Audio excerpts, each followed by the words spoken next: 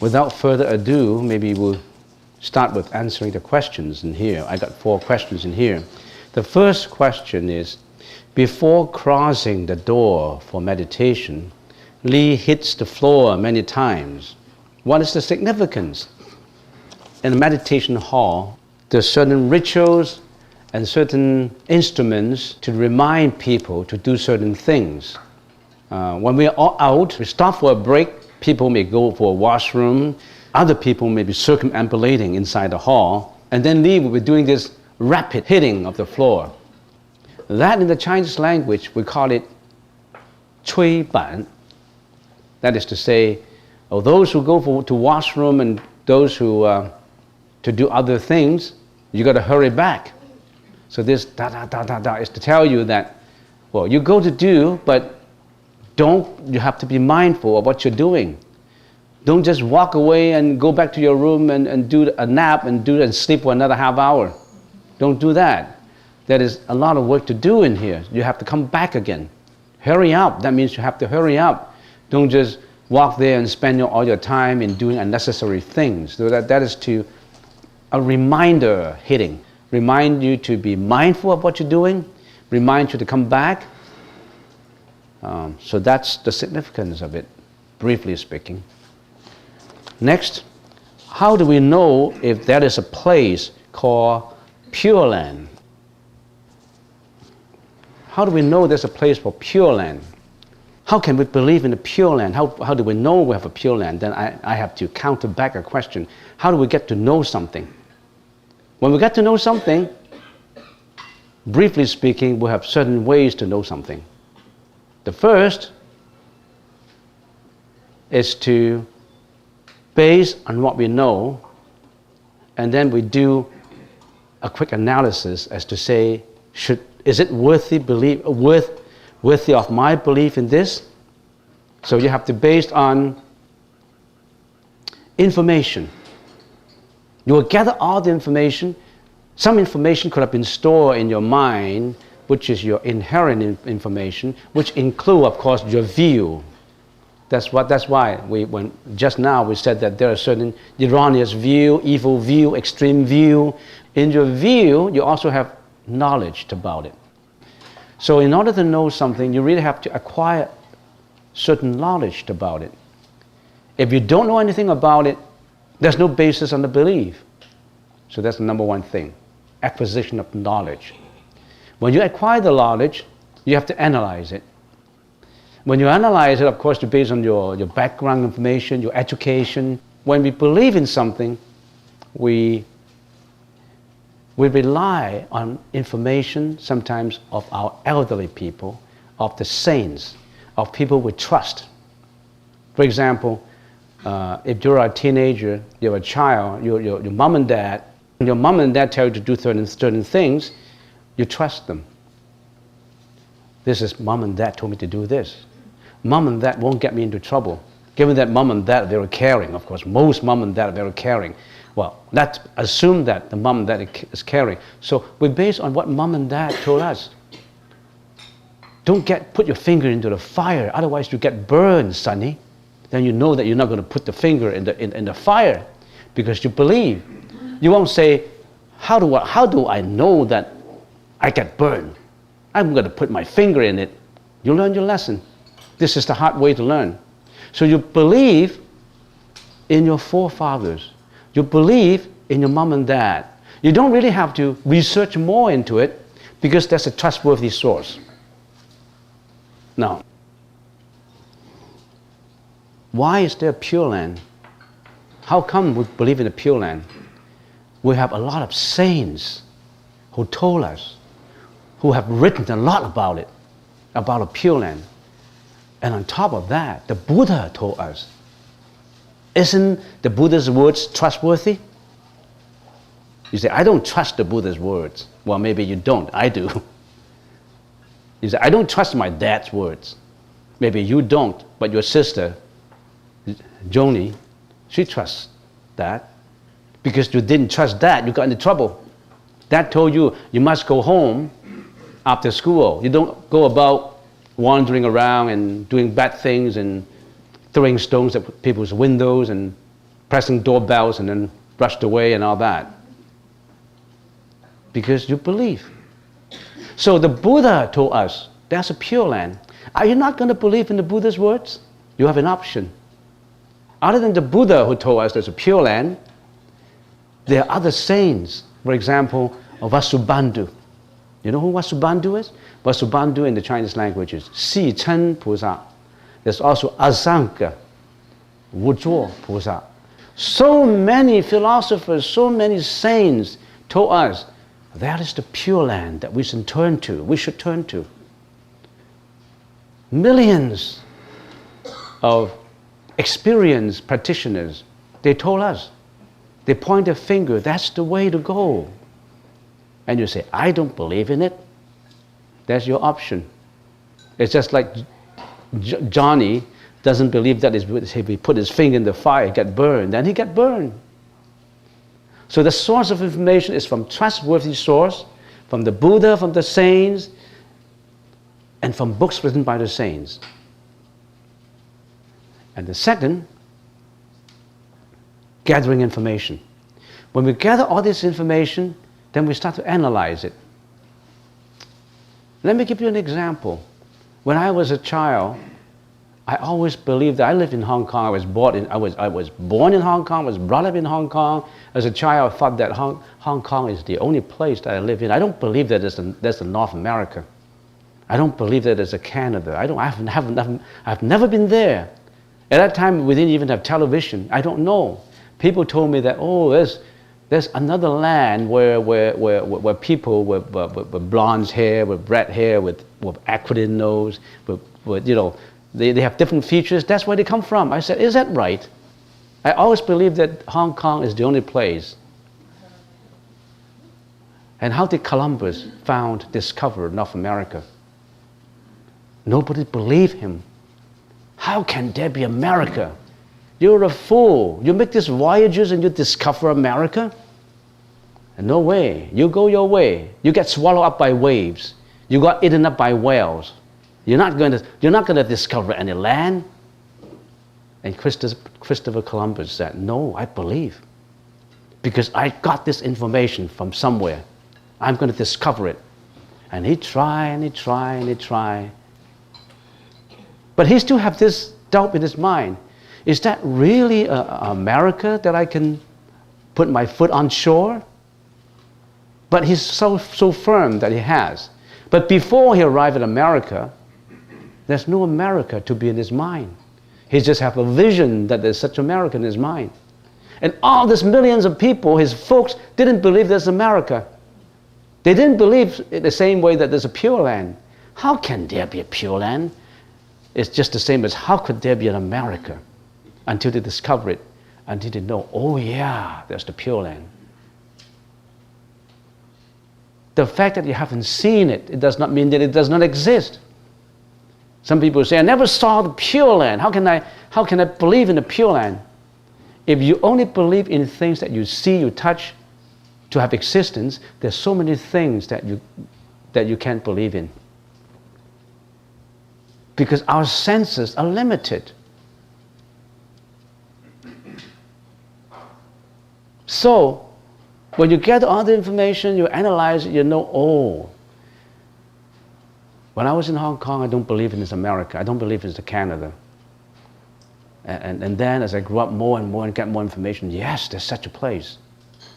It's just now, I don't believe in the Pure Land, but as I get more and more into it, there was a Buddha, and his name is Amitabha. And in his mind, and for eons of life, he has been doing charity.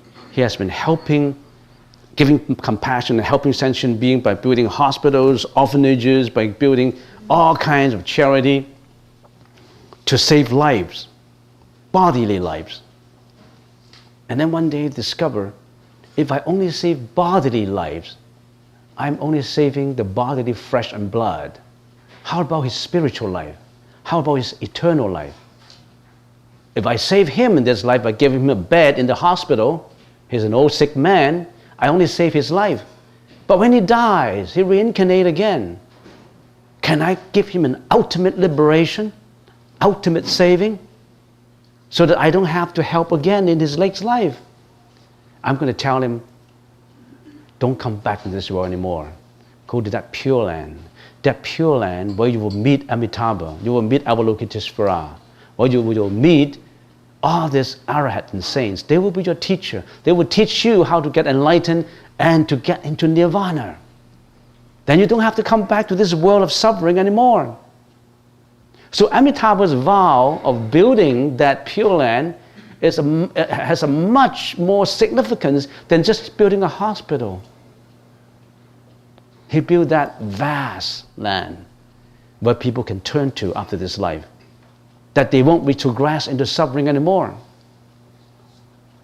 Their alaya consciousness, or in common English language, their soul, after their death, will be received into that land where they don't retrogress into suffering anymore, and they will be learning from Avalokiteshvara, Guan Yin Pusa, Dasizhi Pusa, Zhushang Sanren. They all learn from there until he becomes the Buddha. So that's the land that Amitabha helped to build up. Well, I sometimes, when I sit back, I think that's logical. If I were Amitabha, now that I know after reading Amitabha Sutra, if I build this Pure Land, it will be more ultimate. It will be more eternity. It will be saving eternal life, not just a bodily life. Bodily life is just one life. Life of eternity is forever. He will be forever saved. I believe in that land because I believe in the wisdom of Amitabha, who would set up something like that, a place like that. So I gather all this information and I believe it. And I know that my senses are limited because my sense of hearing, touch, and all that, they're all limited. There's so many things that even I don't see, they may exist. It's just like the ghosts, another dimension of existence. Some people say, I've never seen any ghosts. I don't believe in ghosts. But there are a lot of people who've seen ghosts, who feel the existence of ghosts. Can you deny the existence of ghosts? Even scientists, if you ask scientists, do you believe in ghosts, another dimension of existence, a true, genuine, objective scientist would tell you, I can't prove to you the existence of ghosts. But on the other hand, I cannot disprove the existence of ghosts. I don't know. You can only say, I don't know. If worse come to the worst that you are so obstinate that you don't believe in, you can believe in the Pure Land, you can only say, I don't know if there's a Pure Land. But I can't say there's no Pure Land because I haven't seen it. The fact that you haven't seen it does not mean that it doesn't exist. The fact that you haven't seen many, many things does not mean that those many, many things do not exist. Do you have a great-great-grandfather? You have a dad, you have a grandfather, and you have a great-great-grandfather. Have you seen your great-great-great-grandfather? Have you seen him in body and flesh? You haven't. Do you believe he existed before? You haven't seen him though. Because you can trace by your logical reasoning. Because you know that your generation passed from one branch to another. That is hereditary. That's enough for this question. Did I change your mind? Next question. Samantabhadra is said to have 10 vows, one of which is to transfer merits. What does this mean? In the Chinese language, 普贤十大愿皇，最后的这个十大愿皇就是普戒回向。That means the Samantabhadra makes 10 vows. 10 vows. Samantabhadra Bodhisattva, 普贤菩萨有十大愿望。Samantabhadra Bodhisattva make 10 vows, great vows. What are these 10 vows? The first one, let me say it in Chinese first for the translation. The first one is 礼敬诸佛, prostration with utmost 礼, respect. 施礼, remember 施礼, 礼, the utmost respect. 礼, utmost respect. Prostration with the utmost respect. 礼, 敬礼诸佛. The first one is prostration, 敬礼诸佛, 称赞如来, to praise the Buddha and all saints and all bodhisattvas. 广修供养, to make offerings. I only mentioned it very briefly. The fourth is to repent on your behavior, your speech, and your thought. The fifth, 随喜功忏悔业障, 随喜功德. 随喜功德, it's to praise and follow and encourage good deeds. 6 is 请转法轮, always turning the Dharma view, always turning the Dharma view so that the Buddhist teaching can be promoted, so that compassion and mercifulness can be rendered to all individuals, so that all people would raise the wisdom, so that morality, wisdom, and meditations can be spread far and wide, so that all people can be liberated from suffering. This is 请转法轮. 第七, 请佛住世. We always would like to invite Buddhas from all directions to come to this world for emancipation and liberation of sentient beings. 常随佛学, always learn the Buddhist way of living. 第十, the 10th one is 普戒回向, transfer all merits arising from all these previous 9 deeds to all sentient beings for the liberation. In other words, you get rid of your ego. You won't say, I prostrate, I offer, I repent, I save sentient beings, I do this, I do that. You eliminate your ego. No more ego. No more subject, no more object, no more duality. Remember the 4 fallacious notions of the Diamond Sutra? 无我相, 人相, 众生相, 寿者相. No ego, no personality, no beings, no life. You really have to research deep into it. No ego. No more ego. How can there be an I who did all these 10 vows and those who received these 10 vows? And also the gift, the object being given. No more duality, no more ego. When there's no more ego, that means all these merits accrued will be all rendered to all sentient beings. So that means to transfer all these, whatever good deeds you have done, you transfer. In the process of transferring all your good deeds, what do? You eliminate your ego. 这个就是无我啊！你把所有的功德回向一切众生，这个就是无我观了。如果你真的是这样做，你还有我，功德是大家的嘛？我们人呢，只有争功德，争功夺利。But on the other hand, Samantabhadra transfer all merits to all sentient beings.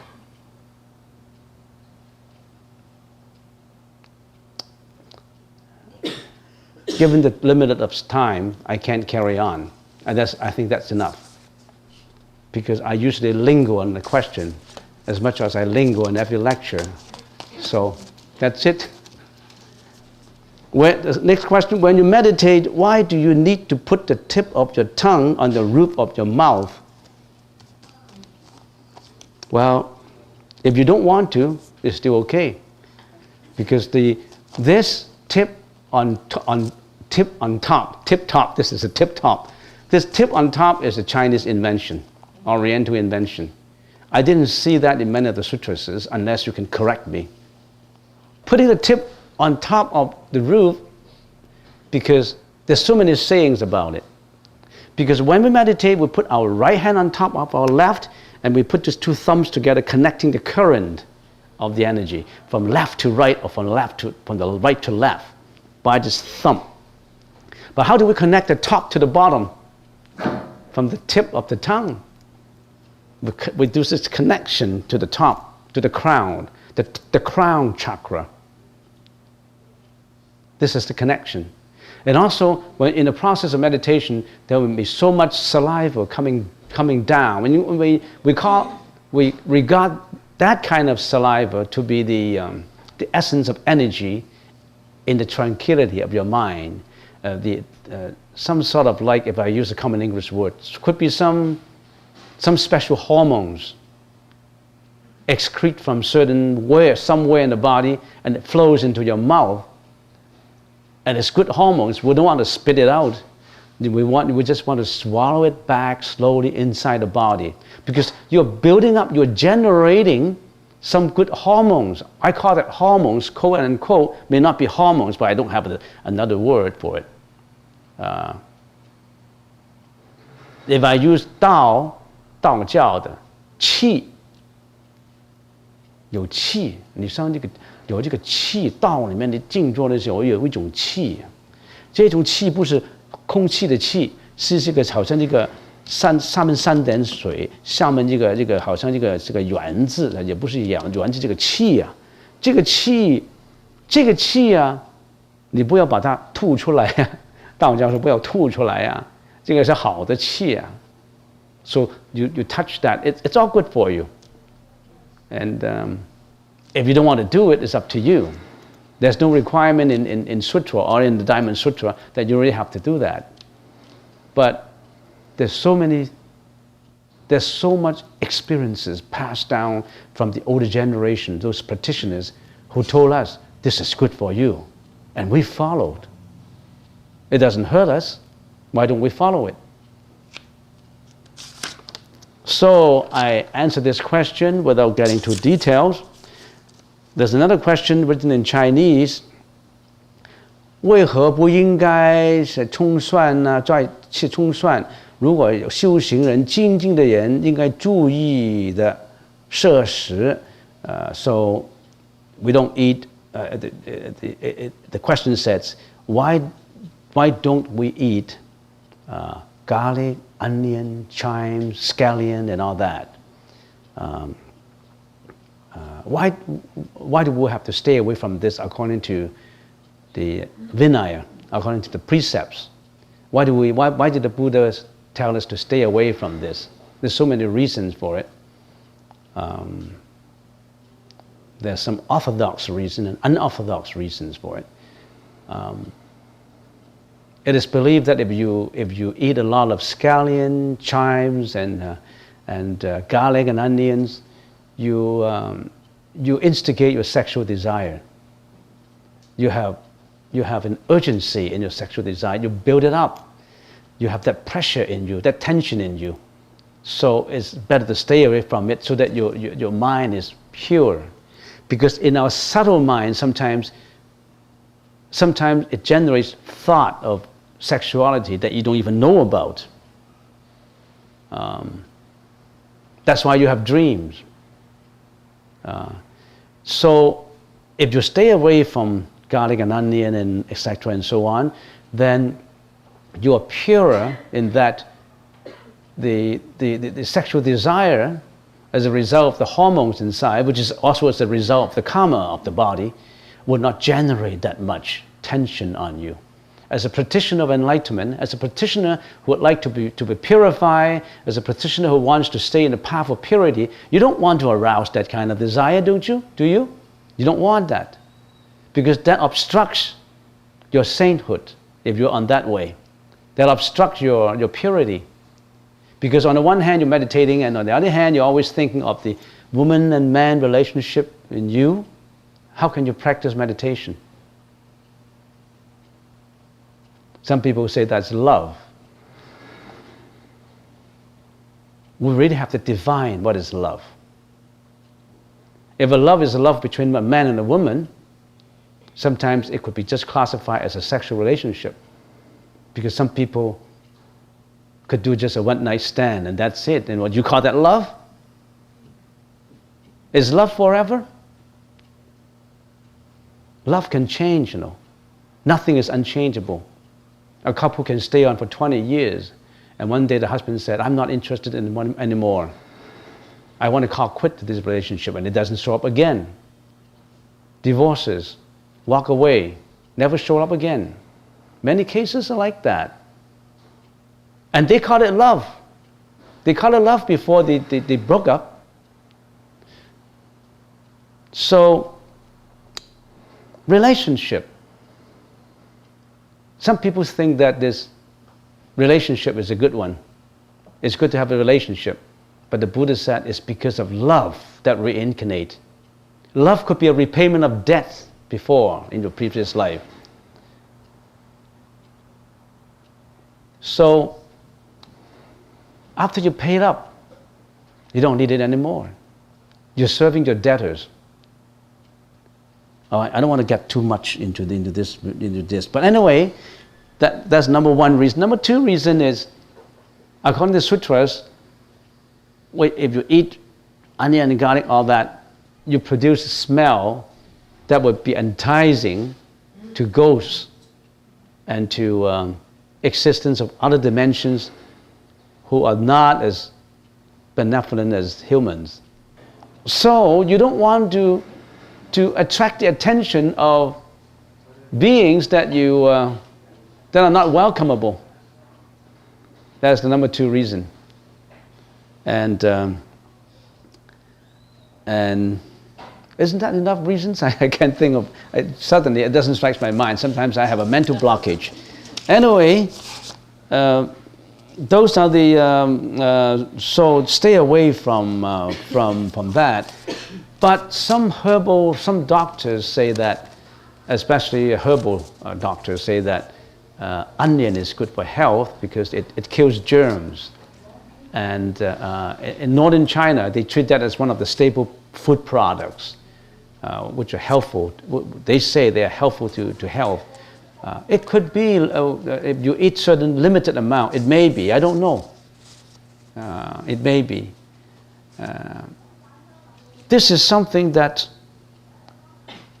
is not the utmost important in precepts. It's not like committing sexual misconduct or killing or lying or stealing.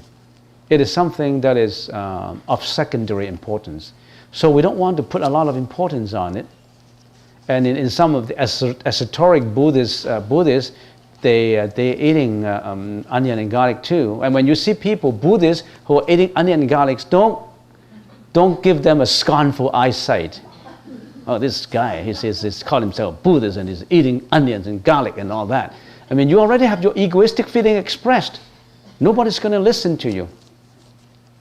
So, if that's their practice, it's like in Tibet, some of the monks eat meat.